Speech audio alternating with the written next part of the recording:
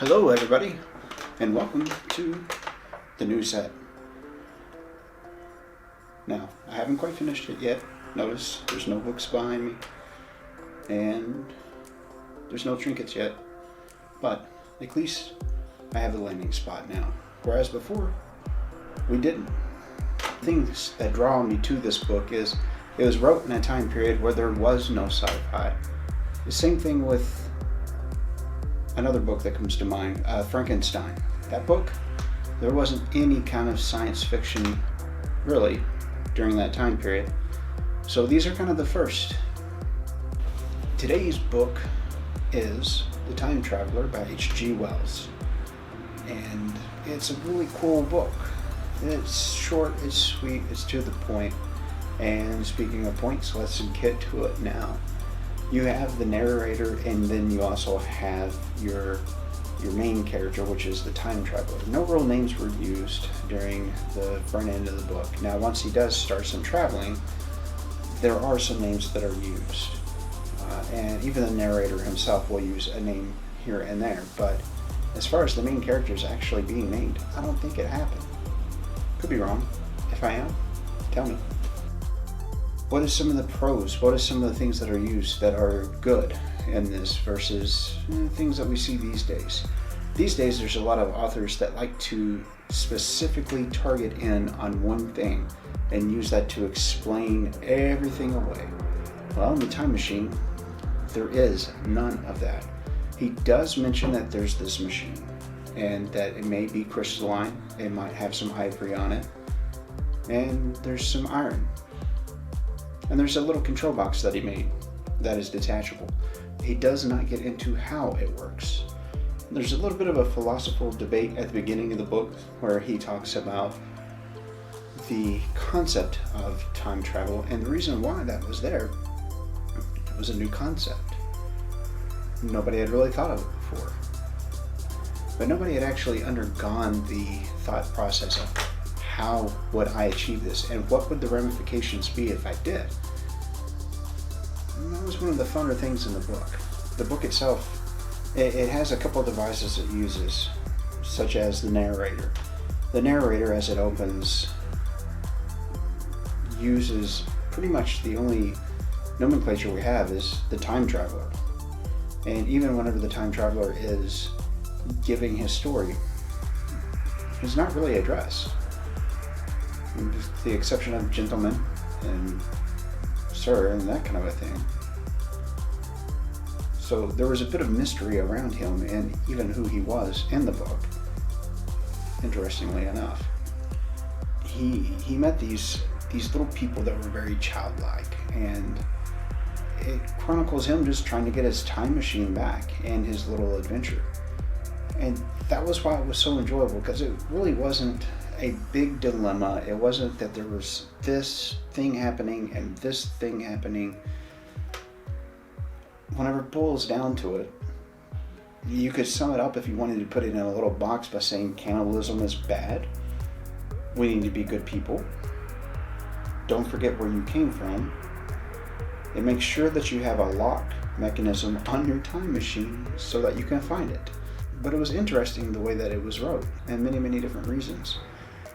The first was that he just kept it simple. And I can't go on enough about how important simplicity is whenever it comes to reading a book. And I don't mean that in a derogatory sense. What I mean that by is trying to tackle string theory, G theory, whatever you want to throw out there. He quite literally just said, hey, wouldn't it be cool if we could not only travel forward but backward, and let me show you this thing. Now, some of the more heavy concepts of the book, not only was it him trying to get back to his time machine and rescue it, hence himself, and get back to the present day, was that society had broke down into two castes, as it were.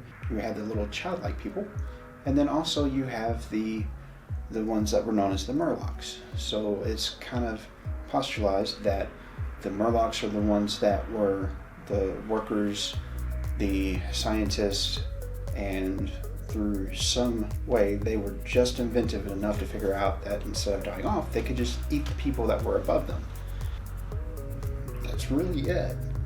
Simple. But the story's so much more than that.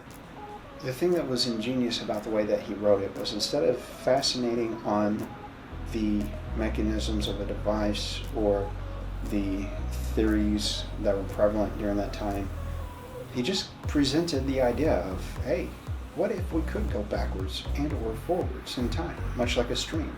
Yeah, we can jump up and down and move up and down, but we're very limited in that we are 2D creatures moving north, south, east, west. What if we could also move this direction, but stay here? You know, it's kind of interesting to watch the way that he played that out. The time machine itself, although it is a major character in the book, wasn't really described greatly. There was a little bit of description of it does have iron and ivory, and there's crystalline type thing inside of it, and that there's these little lever set that he keeps with him so that he can decide where to go. But that's really it, and that's the magic of it there, because it's left to you to figure out what and how, and if you're going to accept it or not. Where the narrator was at a dinner party, he kind of showed up, and the guy comes walking in. It's the second time that he's met him, but this time he's got some fading scars, and he's got some odd flowers that aren't native, so it seems. And that was one of the little tidbits of the story that I really enjoyed. The time traveler's relationship with one of the childlike people, the Eloi, I think that's how that's pronounced, and it was Weena. It was Weena. And how she had decided that his pockets were just elaborate vases to have flowers stuck in all the time. Hence him actually having one of the flowers, and then also the matches as he lit his pipe off of it. It was those little details in where things were wrapping up, not at the very end of the book, but close to the end, that really brought the story back around. Now the story, it's not really broken up, and it's not like it's disjointed at all, which was great, because it was simplistic, and that was the beauty of the story. There is a time traveler, there is a device that does the traveling for him, and it dumps him off in a place, and he wants to explore being a scientist. And he meets those childlike people, and then he also meets the Murlocs. And he describes the childlike people as being very weak and possibly a little underrated mentally, and then the Murlocs are more scheming and troglodytes or cave-dwelling type people. The way that he discovered those Murlocs was, after he arrived, very shortly his time machine disappeared, and he couldn't figure out where it had got to at first. Arena, he saved her from a stream, and again this was backing up that the childlike people of the surface dwellers were weak in not only body but mind, especially whenever she got surprised. She was like a fainting goat. She would just lock up. This happened in one of the Murloc fights. But it was unique to see the perspective, and the story was very well developed in just getting you from point A to point B back to point A, and then the mysterious disappearance of him at the end. Noteworthy things of the book was the exploration of the museum, his relationship again with Owena, and also him trying to defeat the Murlocs so that he could get back to his time-traveling device. That was really the apex of the book. Now, the greatest thing about it was that mystery again, and there was another book I was talking about that had a lot of mystery to it, being The Great Gatsby. But on this one, the mystery happens at the very end. So the narrator is supposed to have a meeting with somebody, but the time traveler is like, look, since you guys kind of don't believe me, fine, I'll take another trip, and we'll show you the evidence. I'm going to take a Kodak with me, and I'm going to get these things, and we'll see what happens there. And he goes down the hall, and as he opens up the door, he hears a crash, and not necessarily an explicitive, but some murmuring as the time machine was gone. And so was the time traveler, never to be seen again. That mystery that I was talking about, did something go haywire and he lost his time machine? Did he meet another group of people like the Murlocs that destroyed it upon arrival? Or did it simply destroy itself on that voyage? We'll never know.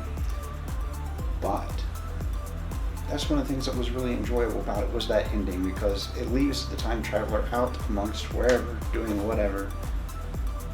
And that was pretty neat. I encourage you to read it. I encourage you to get it if you don't have it. And it makes for a good afternoon, especially if you approach it from the right angles. Anyhow, this has been Shane with Shane's Books and Review. I hope that you guys enjoy the new set and that you enjoy the book. Now, as always, if you happen to find a good book between now and then, make sure that you let me know about it in the description below. I'll read it along with you guys. And have a great day.